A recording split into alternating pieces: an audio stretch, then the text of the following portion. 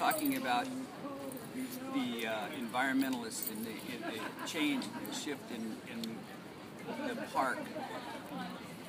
The park was created in 1905.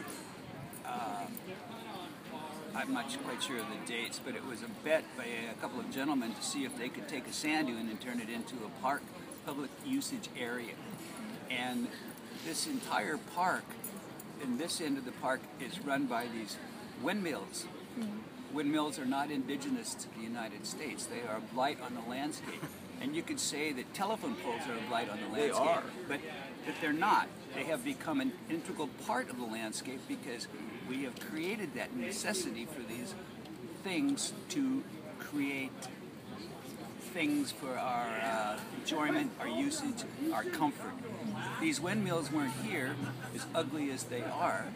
There wouldn't be water here in these sand dunes. On the other hand, they are some of the most beautiful structures that have ever been created here.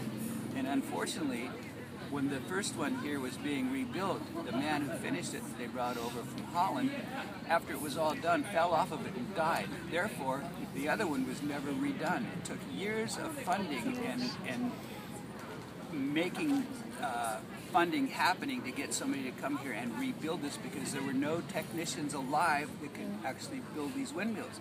Now, being a blight on the landscape at one point, now they're a historical monument.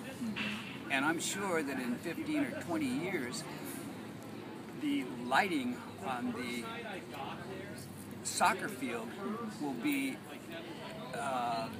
somebody will say, hey, this is the best thing that ever happened to the park. It gives our kids someplace to go play where it's safe. It's a controlled environment. All right. Very simple. Thank you very much. No, thank you. Thank you for asking.